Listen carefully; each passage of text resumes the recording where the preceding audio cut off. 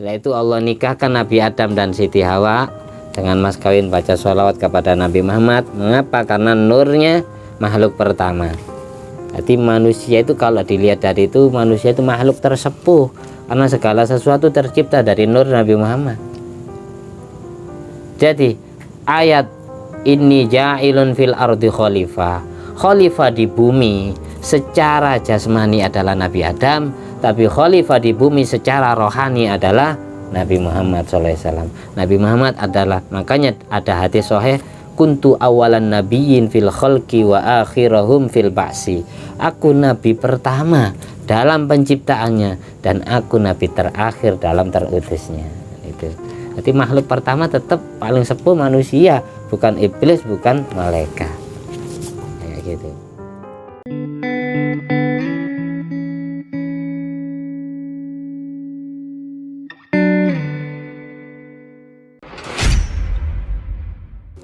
Assalamualaikum warahmatullahi wabarakatuh. Alhamdulillahirabbil alamin alladzi bi ni'mati tatimmus sholihat wa bi dzikri sulahai tatanazzalu rahmat wal barakat wassalatu wassalamu ala sayyidi sadat sayyidina maulana Muhammadin qutbil qadat wa ala alihi wa ashabihi al anjumiz zahirat amma ba'du. Allahumma sholli ala ruhi sayyidina Muhammadin fil arwah wa ala jasadi fil ajsad wa ala qabrihi fil kubur wa ala alihi washabihi wasallim. Rabbi syrah li sadri wa yassir li amri wa hlul uqdatan min lisani yafqahu qawli. Rabbi zidni ilma warzuqni fahma. Allahumma aftah alaina futuhal arifin waj'alhu khalisatan liwajhikal karim. Allahumma arzuqna fahman nabiyyin wa ilhamal malaikatil muqarrabin. Allahumma nawwir qulubana bi nuri hidayatika kama nawwartal arda bi nuri syamsika. Rabbana anfa'na bima 'allamtana, Rabbi 'allimna alladzi yanfa'una, Rabbi faqina wa faqih ahlana wa qarabatin wa ashabin lana fi dinina. Allahumma inna na'udzubika min ilmin la yanfa' wa qalbin la yakhsha wa amalin la yurfa' wa du'ain la yusma'. Allahumma sholli ala sayyidina Muhammadin wa ala ali sayyidina Muhammad ma'danil judi wal karam bil ilmi wal hilmi wal kami wa barik wa sallim walhamdulillahirabbil alamin. Al-Fatihah. Bismillahirrahmanirrahim. Alhamdulillahirabbil alamin arrahmanir rahim maliki yaumiddin. Iyyaka na'budu wa iyyaka nasta'in ihdinas siratal mustaqim siratal ladzina an'amta 'alaihim ghairil maghdubi 'alaihim waladdallin. Jangan ngantuk. Anda lepas ya. Ya susu. At-tahiyyatul mubarakatus salawatut thayyibatu lillah.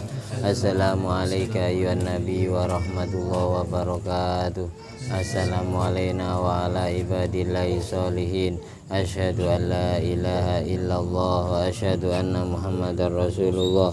Allahumma sholli ala sayyidina Muhammadin wa ala ali sayyidina Muhammad kama shallaita ala sayyidina Ibrahim wa ala ali sayyidina Ibrahim wa barik ala sayyidina Muhammad wa ala ali sayyidina Muhammad amma barakta ala sayyidina Ibrahim wa ala ali sayyidina Ibrahim fil alamin innaka Hamidum Majid.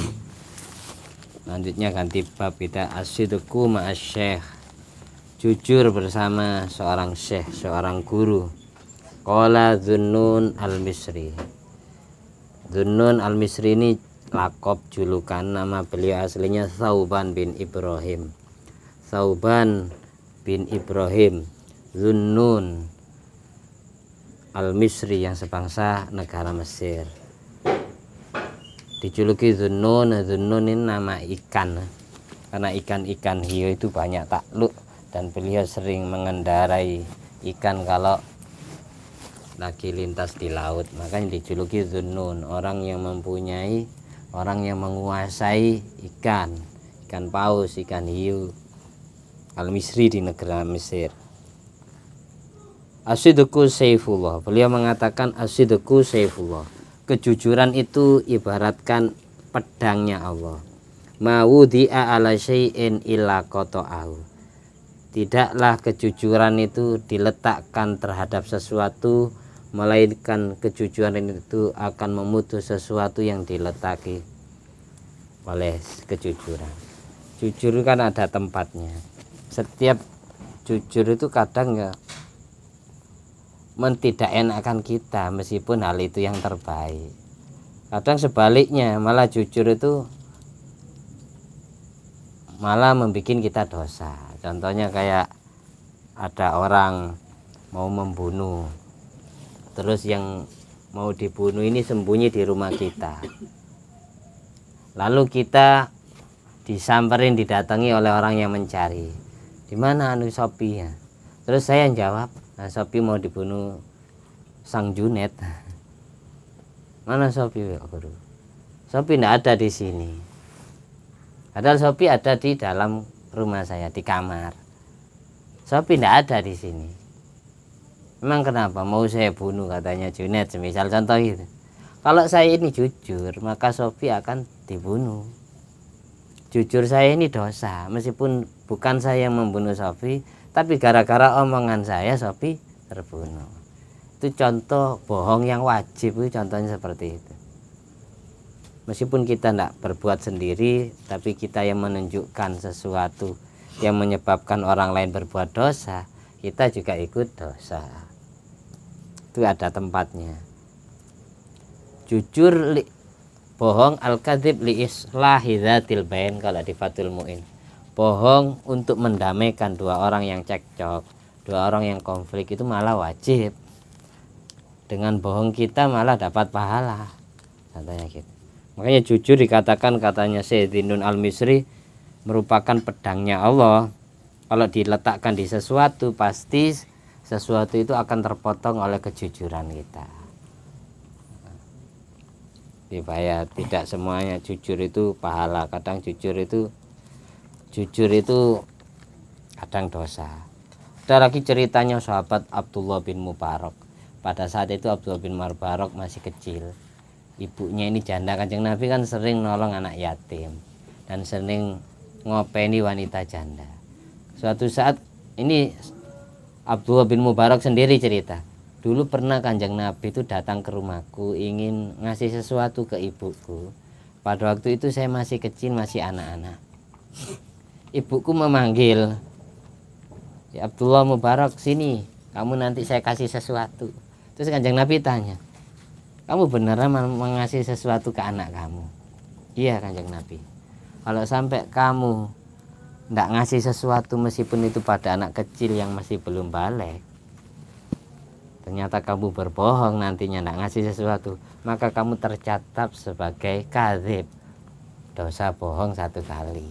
Tetap meskipun yang dibohongi anak kecil tetap dosa, meskipun yang dibohongi itu bukan orang yang sama-sama mukallafnya. Itu hati-hati. Makanya mendidik anak kita untuk merayu adik kita, meskipun bukan anak, adik kita, ponakan kita, untuk merayu jangan nipu, jangan pakai kedustaan. Secara tidak langsung kita ngajari anak itu mempunyai sifat pembohong. Diiming-imingi apa ya, iming-imingnya jujur, nanti saya belikan es krim ya, dibelikan es krim beneran. Jangan apa itu omong kosong. Kalau tidak sampai beli es krim, ini yang orang dewasa dicatat dosa bohong 1 kali. Dinun al-Misri ini diantara karomahnya beliau itu dulu ya preman tapi tobat ya. Dinun al-Misri ini pernah itu diceritakan oleh Imam Nu'man bin Musa al-Khair. Itu Dzannun wa qatala isnani.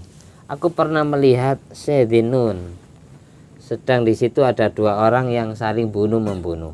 Ahaduma min auliya'i sultan wal akhar minar ra'iyah. Pihak yang saling bunuh-membunuh, yang satunya pejabat, yang satunya rakyat. Fa'adalladzi minar ra'iyah alal jundi fakasara sanat saniyatahu. Kemudian yang termasuk pria yang termasuk rakyat tadi itu sampai memecahkan giginya pejabat itu. Fata'allaqa judi bihi wa qala baini wa bainakal al-amir. 2 orang yang berantem di depan Dinun al-Misri ini bilang ini, Di antaraku dan di antaramu ada seorang amir, seorang kepala, seorang pejabat, seorang pemerintah. Dinun al-Misri punya jabatan amir dulu di Mesir, gubernur lah, gubernur negara Mesir. Fajazu bidinun, akhirnya semuanya sepakat menemui Syekh Dinun al-Misri. Faqala lahumun nas is'adu ila syekh, naiklah kalian temui Syekh Dinun al-Misri. Fasu'adu ilahi wa arafu bima jara, fa akhadha saniya wa balau birikihi wa raddaha ila famir rajul fil maudi illati kanat fihi. Karena giginya pejabat yang dipukul tadi itu rontok ya. Saninya itu gigi, nah, gigi sini ya, sani. Kalau geraham itu apa bahasa Arabnya? Saninya gigi depan merodol semua. Nah, di hadapan Sayyidinun al-Misri gigi yang merodol itu di bawah. Lalu sama Sayyidinun al-Misri ini kemudian gigi depan yang brodol itu punya pejabat ya sudah tidak usah berantem, diselesaikan masalahnya. Mana gigi kamu? Nuntut ini maksudnya. Hanya diludahi sama Sayyidinun al-Misri giginya. Setelah itu dikembalikan ke mulutnya orang yang punya gigi. Akhirnya gigi terpasang kembali ke semula. Faharraka syafataihi, kemudian suruh gerak-gerakkan bibirnya, suruh gini-gini. Ternyata ya utuh, kayak enggak luka sama sekali. Itu diantara karomah Sayyidinun al-Misri. Biidznillah, gigi itu fata'allaqat biidznillah, langsung lengket dengan izin Allah. Babaqqa ar-rajul yufattishu fahu falam yajid al-asnan illa sawa. Kemudian si pria yang punya gigi tadi memeriksa mulutnya, tidak menemukan satu gigi pun yang rontok, semuanya kembali ke tempatnya yang semula. Barokah doanya Sayyidinun al-Misri. Beliau seorang amir, seorang pejabat. Diceritakan lagi, mumpung cerita wali, Sayyidinun itu walinya Allah. Walinya Allah. Diceritakan lagi, Dinun al-Misri pernah mengatakan, kuntu raqiban fi safinatin fasuriko min hadurratun. Aku pernah naik perahu. Dalam perjalananku naik perahu, ternyata ada mutiara yang tercuri dari perahu itu. Ada intan permata yang tercuri. Fattahamu biyasaban. Akhirnya semua orang yang numpang di perahu itu semuanya mencurigai salah seorang pemuda. Dicurigai itu mungkin itu pelakunya, pencurinya. Fakultu da'uni ataraffaku bihi la'allahu yukhrijuha. Akhirnya aku berkata kepada semua orang mencurigai pria itu, biarkan dia, tinggalkan dia. Aku sayang kepada pria itu. Fa akhraja ra'sahu min tahti kisaiha. Akhirnya semua orang mengeluarkan kepalanya pria yang dicurigai dari bawah. Oh gini. Kemudian setelah orang yang dicurigai itu dilepaskan, Sayyidinun al-Misri ini kemudian mengeluarkan kepalanya. Setelah itu kopiah yang beliau pakai ini dicopot. Ditemukan barang hilang itu di kopiahnya Sayyidinun al-Misri. Fatahat dastu ma'au fi dzalikal makna. Fatalaftaftu fi farafa asyab ra'sau ila sama. Akhirnya si pemuda tadi setelah melihat kejadian itu, pemuda tadi langsung menengadahkan kepalanya ke atas langit. Lalu pemuda tadi itu, aqsamtu alaika, aku bersumpah ya Rabb, la tada ahadan minal hitan illa wa ya'ti binahwi hadhihi.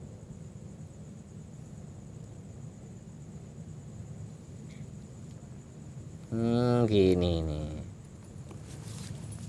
pria tadi yang dituduh mencuri tadi itu dimasukkan ke bajunya Sayyidinun al-Misri, ke jubahnya, kepalanya. Lalu beliau itu berdoa. Sayyidinun setelah pria itu diapit gini yang dicuri, lalu berdoa, ya Allah, aku jangan kau biarkan salah satu dari ikan kecuali ikan itu akan membawa mutiara yang hilang. Lalu semua orang yang menyaksikan pada waktu itu, fara'aitu hitanan kasiratan ala wajhil bahri, melihat banyak ikan di atas permukaan laut. Wa fi fami kulli wahidin minha jawratun. Masing-masing di mulut ikan itu ada mutiara yang hilang. Jadi Sayyidina Nun ini dijuluki Dzinnun gara-gara semua ikan hiu yang ada di Laut Merah itu takluk kepada beliau. Ini ternyata ini barang ini bukan dicuri tapi jatuh ke laut. Makanya Sayyidina Nun Al-Misri doa kepada Allah agar ikan-ikan tadi itu mencarikan barang atau mutiara yang hilang. Itu di antara karomahnya. Pernah lagi diceritakan cerita yang kedua tentang Sayyidina Nun Al-Misri. Ra'aitu syaban indal Ka'bah yuksirur ruku' awas sujudah. Aku pada saat umrah atau tawaf, aku melihat salah seorang pemuda di dekat Ka'bah, di sisi Ka'bah memperbanyak rukuk dan sujud. Fakultu lahu fi. Lalu aku bilang kepada pria yang sujud rukuk, berarti sholat nak mari-mari di pinggir Ka'bah, nak selesai-selesai. Mungkin di Hijir Ismail kalau bahasa pinggir Ka'bah atau makam Ibrahim. Faqala antadirul idna min rabbi bil insiraf. Fasaqatat alaihi rik'atun fiha minal azizil ghafur ila abdi shadiq insarif maghfuran laka.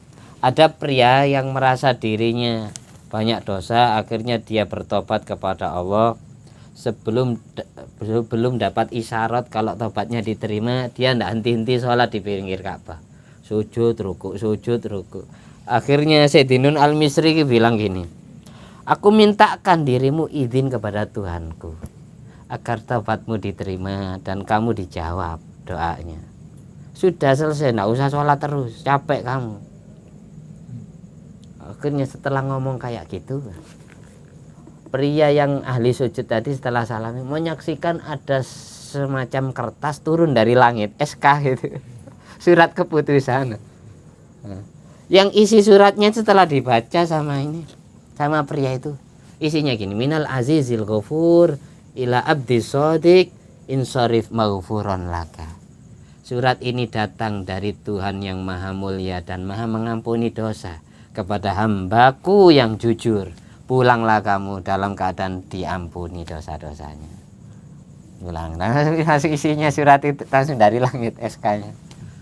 Dulu di Sepuro Mulia ada orang nadar kayak gitu, kalau saya belum dijawab dengan jelas sama Allah, saya tidak berhenti sholat. Mungkin aku tidak usah apa.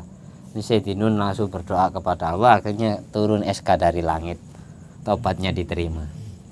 Diceritakan lagi kisah Sayyidina Nun Al-Misri. Memang Sayyidina Nun Al-Misri kalau diceritakan di sini bukan hanya beliau yang hebat. Wa abuhu kana naubiyan fa'iqa hadza sya'an wa auhadu auqati ilman wa wari'an wa wara'an wa halan wa adaban. Orang tuanya beliau ini namanya Ibrahim.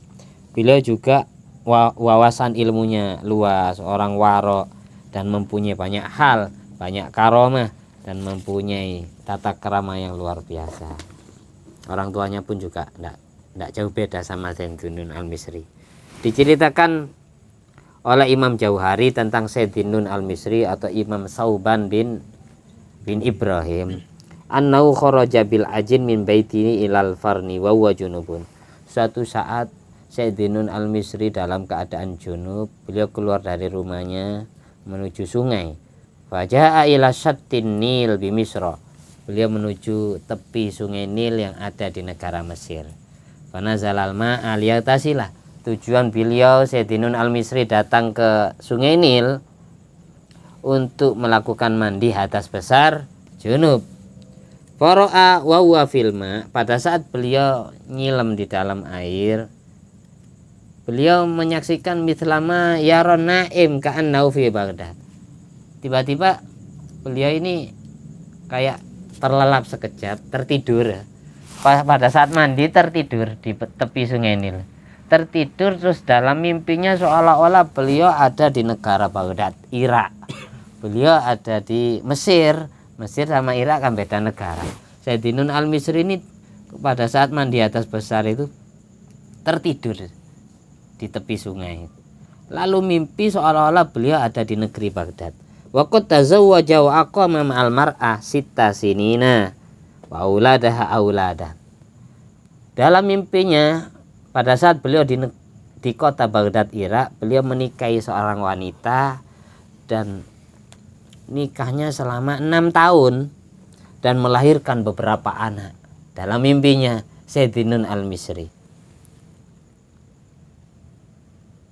Tsumma radda ila nafsi wa huwa fil ma', kemudian beliau terjaga dari tidurnya dalam keadaan beliau masih ada di dalam air. Fa kharaja wala bisa saubahu wa akhadha khubzahu minal faran wa ja'ila baiti wa akhbara ahlau bima absara. Lalu beliau pulang setelah memakai pakaiannya dan ngambil roti bekalnya ini, dibawa pulang lagi dan beliau cerita kepada istri dan keluarganya dengan mimpi yang terjadi pada saat nyilem di Sungai Nil itu. Saya mimpi nikah dengan wanita Baghdad, Irak selama 6 tahun. Saya mempunyai beberapa anak dalam mimpiku, katanya Sayyidinun Al-Misri. Fa ba'da ashhurin, selang beberapa bulan berikutnya dari mimpi beliau, ja'atil karmar'ah allati ra'a annahu tazawwaja fi tilkal waqi'ah tas'alu andari. Datang wanita dalam mimpinya ini, datang di dalam dunia yang nyata dengan membawa beberapa anak itu, menanyakan rumah Sayyidinun Al-Misri kepada orang-orang sekitarnya.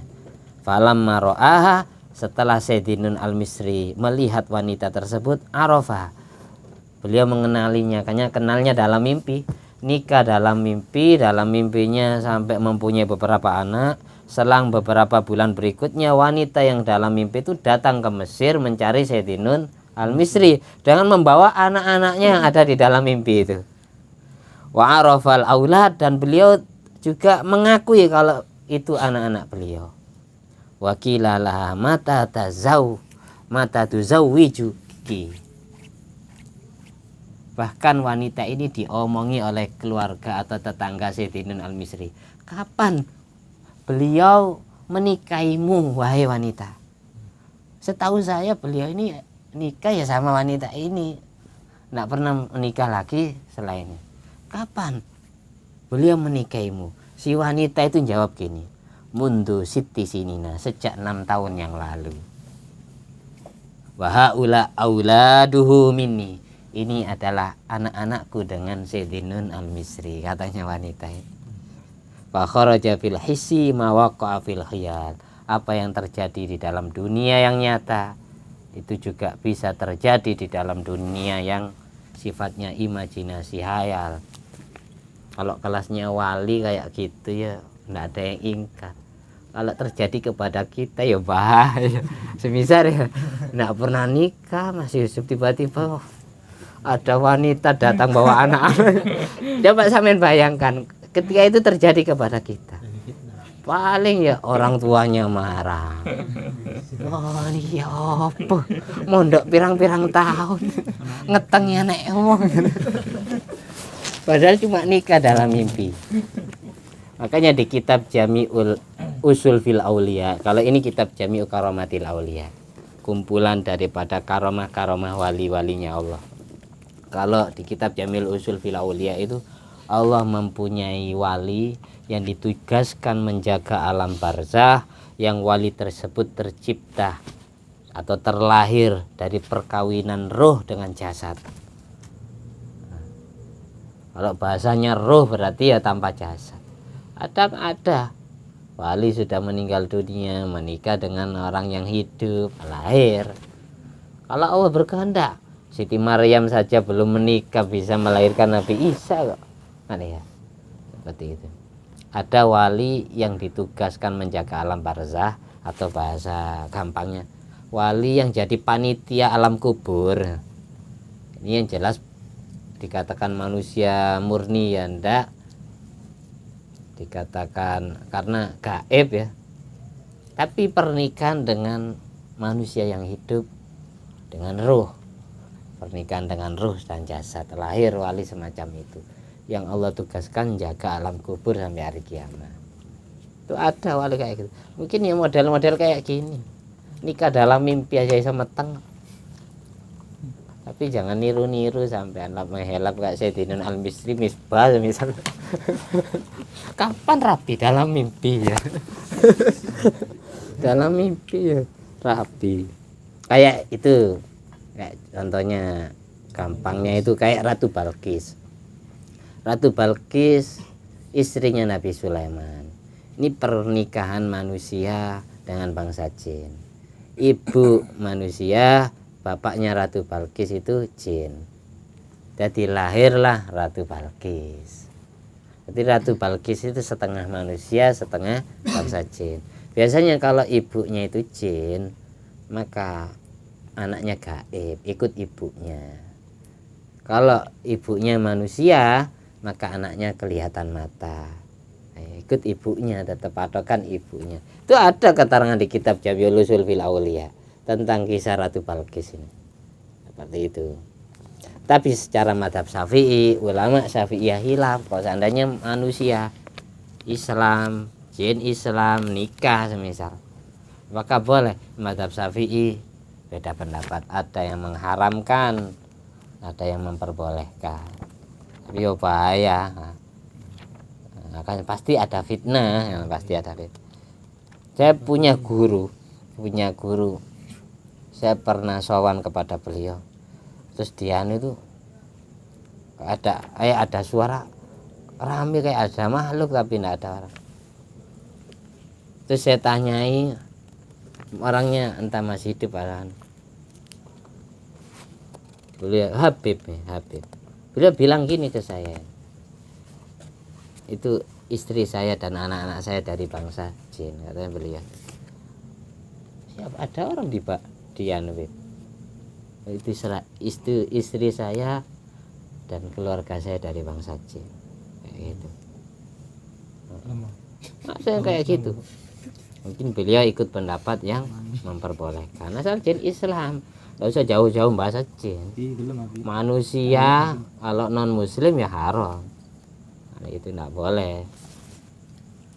Wala tangkihul musyrikat hatta yu'minna wala amatun mu'minatun khairum min musyrikatin walau a'jabatkum.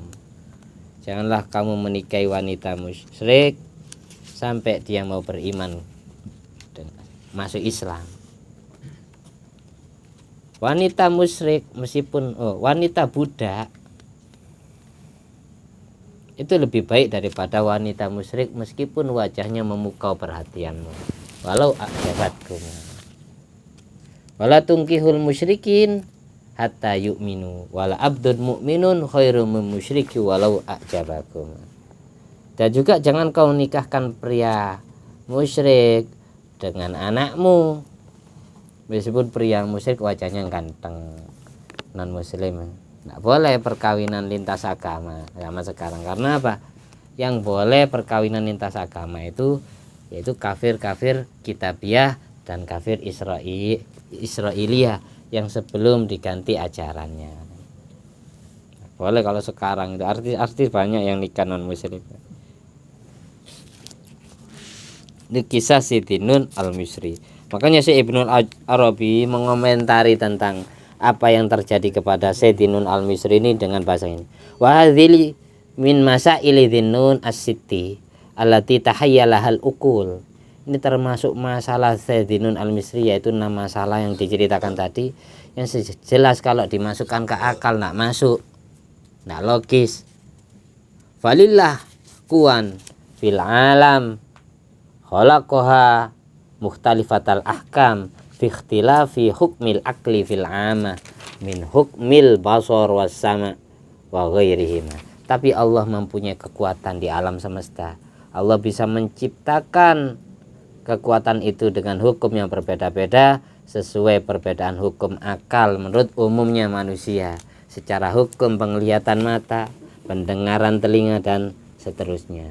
Fakhtasallahu awliya'ahu bikuan laha mithlu hadhil hikayah. Allah kadang memberikan keistimewaan kepada para kekasihnya dengan beberapa kekuatan yang mereka miliki, sama seperti cerita daripada Sayyidin Al-Misri. Fala yungkiruha illa jahil, yang tidak percaya dengan karomah para wali kecuali hanyalah orang yang bodoh. Bima yambaghi lil jinabil ilahiyya ilahi minal iktidar, orang yang tidak paham tentang takdir Allah, kekuasaan Allah. Wala ya'rifu hadha darba illa man arafa qudratallah fi wujuhil khayal fil alamit tabi'i. Tidak ada satupun yang bisa kenal tentang karomah semacam ini kecuali orang yang sudah kenal kekuasaan Allah di dalam metode khayali. Khayali itu ilusi, imajinasi, dalam alam tabi'i, alam tabiat, alam yang nyata. Wa ma yajiduhul alim bihi minal umuril wasi'a fin nafsil fardi wa tarfatil aini. Tidak bisa dengan dasar punya ilmu bisa menguasai rahasia-rahasia alam yang Allah kuasai. Jin iblis itu Allah bikin alim terlebih dahulu. Allah ciptakan terlebih dahulu, menjaga surga. Kemudian setelah menciptakan iblis, barulah Allah menciptakan malaikat. Sehingga malaikat ini digurui oleh iblis, diulang oleh iblis. Setelah itu barulah Allah menciptakan Nabi Adam. Sehingga ketika Allah perintahkan semuanya agar sujud kepada Nabi Adam, iblis gengsi. Yang mau sujud hanya malaikat. Karena apa? Iblis merasa lebih dahulu diciptakan, iblis merasa lebih alim dari Nabi Adam. Itu gengsi. Padahal ditanyai tentang asma-asma, bahasa-bahasa yang dikuasai Nabi Adam Pak tahu. Allama Adam al-asma kula summa aradhum alal malaika. Setelah mereka tidak tahu, baru Nabi Adam suruh nerangkan. Barulah Nabi Adam statusnya jadi gurunya iblis, gurunya malaikat. Akhirnya Allah memerintahkan mereka semua agar bersujud kepada Nabi Adam. Itu sebagai dalil kalau murid itu wajib menghormati gurunya. Karena itu. Setelah itu baru setelah dimasukkan ke surga, Allah ciptakan Siti Hawa. Setelah itu Allah nikahkan Nabi Adam dan Siti Hawa dengan mas kawin baca sholawat kepada Nabi Muhammad. Mengapa? Karena nurnya makhluk pertama.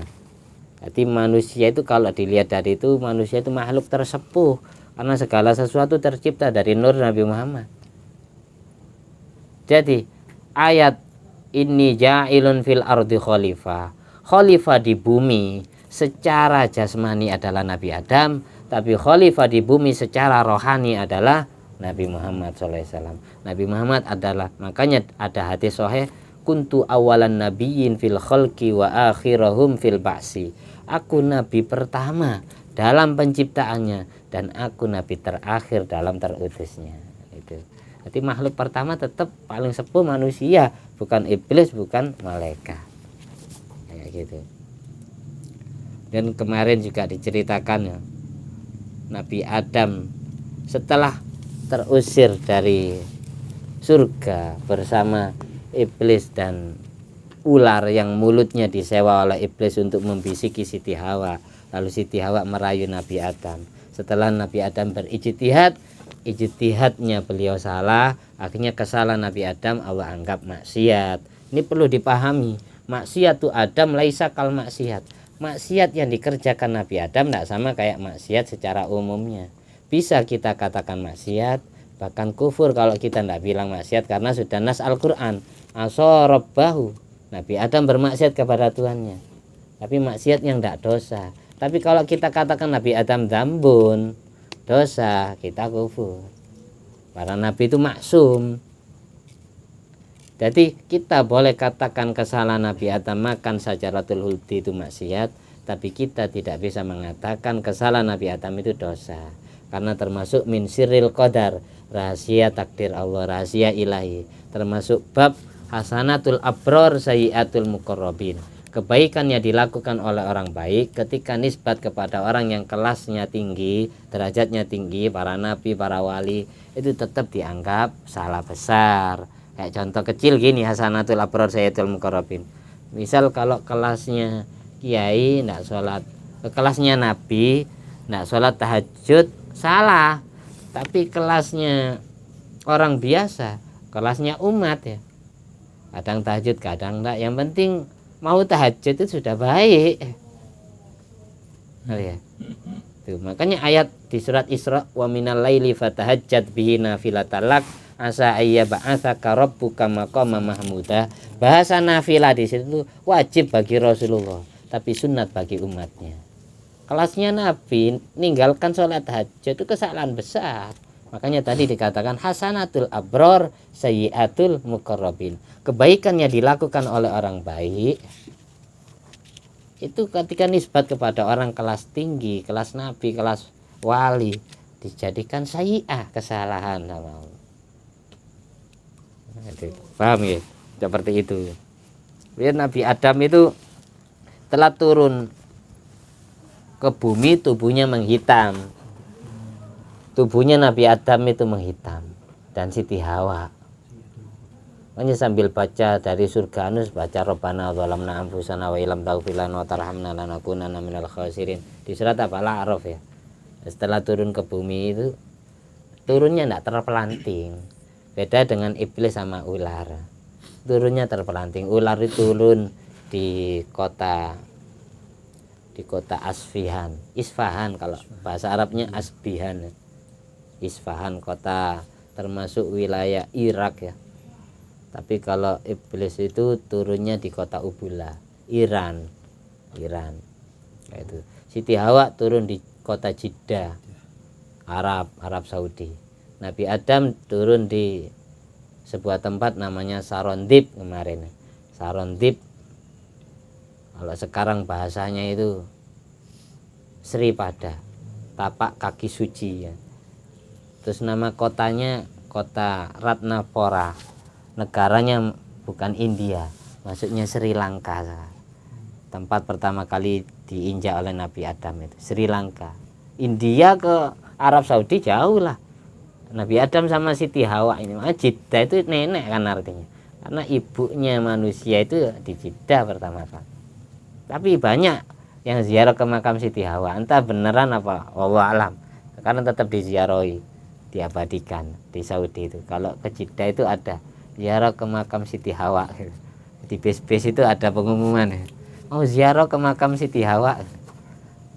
Sri Pada, memang kenapa kok disebut Sri Pada? Karena di Gunung Sri Pada di Sri Lanka sana itu, di kota Ratnapora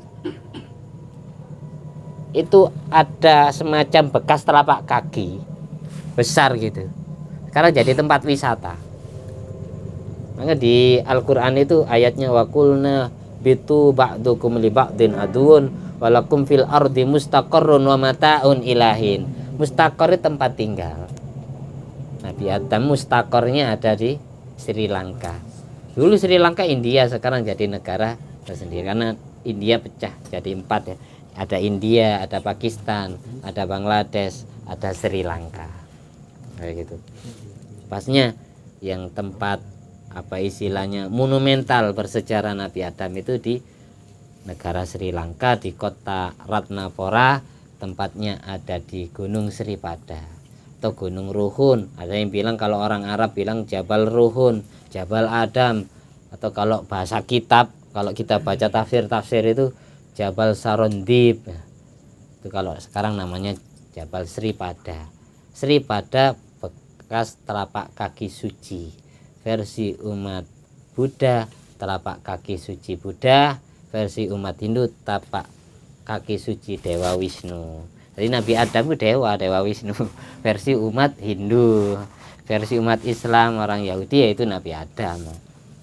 Nabi Adam alaihissalam. Jadi nabi-nabinya Allah itu banyak dituhankan oleh non muslim. Nabi Ibrahim Brahmana kan ya, kayak gitu. Nabi Isa dan Yesus Kristus ya. Akhirnya agama non muslim itu kepercayaan sama kita, hanya beda istilah saja. Kalau kita pikir-pikir ya, kita angan-angan ada istilah kota Ratnapora.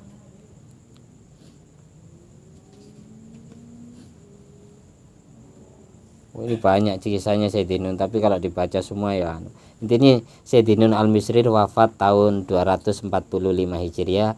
Beliau dimakamkan di makam yang berada di Mesir sama, nama makamnya makam Korofah, dekat dengan makbarah atau kuburan Uqbah bin Amir Al-Juhani, sahabat Uqbah bin Amir Al-Juhani. Menyatakan juga dekat dengan makamnya sahabat Nabi yang bernama Amr bin Al-As fi qabrin wahid, dalam satu kuburan.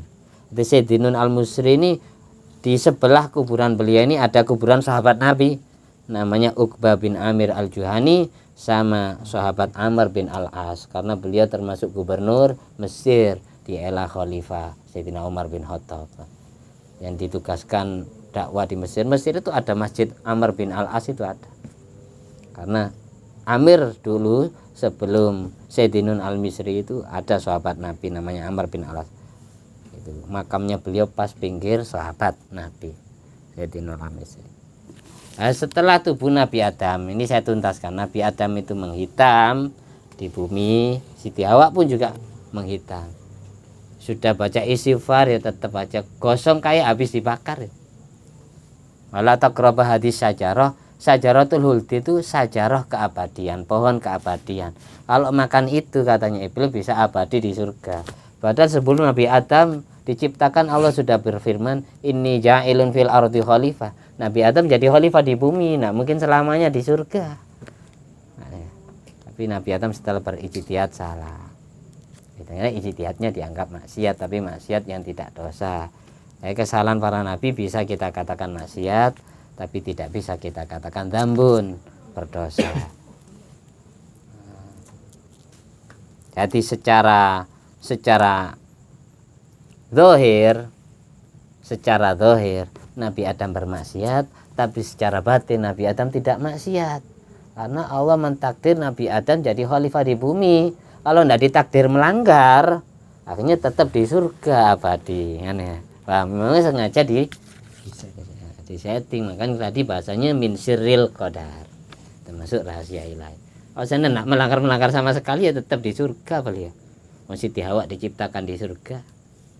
Bahkan diceritakan Qabil sama Iklimah itu hamilnya ada di surga. Makanya Qabil itu sombong, merasa dirinya anak surga. Beda dengan Habil.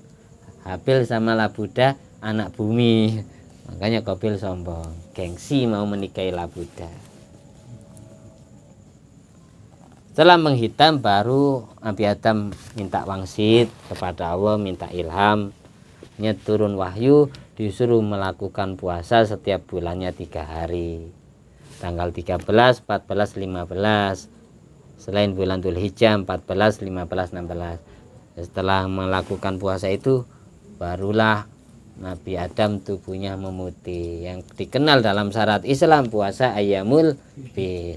Puasanya Nabi Adam itu.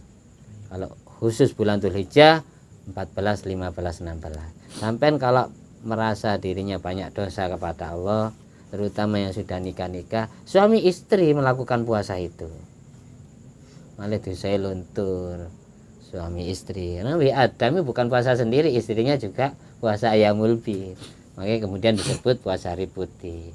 Kemudian bahasa putih ini sampai sama orang-orang ya, sufi, orang-orang tasawuf diidentikan dengan makanan. Pokoknya makanannya harus putih. Aslinya puasa putih, puasa meninggalkan yang bernyawa. Hanya ada bahasa puasa putih itu hari dulu, hari putih, karena tubuh Nabi Adam hitam kosong. Setelah melakukan puasa itu baru memutih. Puasa Ayyamul Bid setiap bulan 3 hari. Kan wasiatnya Kanjeng Nabi ke sahabat Abu Hurairah 3. Melakukan sholat witir sebelum tidur, melakukan sholat duha, dan yang ketiga puasa 3 hari setiap bulan. Nabi itu berwasiat gitu kepada sahabat Abu Hurairah. 3 hari dalam setiap bulan yang terbaik adalah hari putih Ayyamul Bid, untuk memutihkan hati dari kotoran dosa. Puasa Ayyamul Bid. Sekarang sudah lewat, tadi mulai Jumat itu, Jumat, Sabtu, Ahad, 14, 15, 16, khusus Dzulhijjah. Selain Dzulhijjah 13, 14, 15. Kenapa? Kalau selain Dzulhijjah mulai 13. Kalau Dzulhijjah ayamul bidnya mulai 14, karena tanggal 13-nya masih ayamut tasyrik. Jadi puasa haramnya yang menang. Jelas ya? Sudah hampir jam 1. Tanpa bermanfaat. Al-Fatihah. Bismillahirrahmanirrahim. Alhamdulillahirabbil alamin. Rahmanirrahim.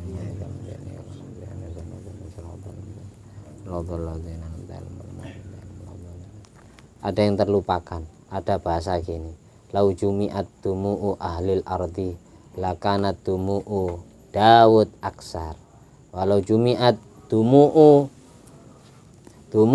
Daud ma'a ahlil ardi lakanat tumu'u Adam aksar. Kok seandainya air mata seluruh penghuni bumi yang netes dari air matanya digabung jadi satu, maka masih banyakkan air mata Nabi Daud ketika meratapi kesalahannya kepada Allah. Sebagaimana kisah di surat Shad. Surat Shad itu ada kisah Nabi Daud, beliau mempunyai istri 99, lalu punya bala tentara yang istrinya cantik, pingin jangkepi bojo dadi 100. Nabi Daud batin dalam hati, ini saya utus perang, nanti kalau dia wafat di medan pertempuran, istrinya akan aku nikahi biar istriku pas 100. Kisah ini di surat As-Shad. Idza sawwarul mihrab, kedayuan malaikat ditegur gara-gara ini kerentak tok durung dilakoni, itu anggap salah besar. Kalau versi Nabi Daud nangis ndak henti-henti. Bojone Nabi Daud 99. Nangis ndak leren-leren. Kok seandainya air matanya seluruh orang nangis yang ada di bumi ini dikumpulkan jadi satu, masih kalah banyak dengan air matanya Nabi Daud. Kalau seandainya air matanya Nabi Daud digabung dengan seluruh air matanya penghuni bumi yang nangis, yang sedih, masih kalah banyak dengan air mata Nabi Adam ketika meratapi kesalahannya, melanggar makan buah huldi. Kesimpulannya ya, seperti itu tobatnya para nabi, Nabi Daud, Nabi Adam. Kita setiap hari dosa, nak nangis, ada istighfar nak nangis belas gitu. Jadi hikmah daripada cerita ini. Mari kita tutup. Alhamdulillah alladzi at'amani hadzal ilma wa razaqani min ghairi haulin minni wala quwwatin. Allahumma sholli ala sayyidina Muhammad wa ala ali sayyidina Muhammad bi fadli subhana rabbika rabbil izzati amma yasifun wa salamun alal mursalin walhamdulillahi rabbil alamin. Bi fadli subhanakallahumma wa bihamdika asyhadu an la ilaha illa anta astaghfiruka wa atubu ilaik. Wassalamualaikum warahmatullahi wabarakatuh.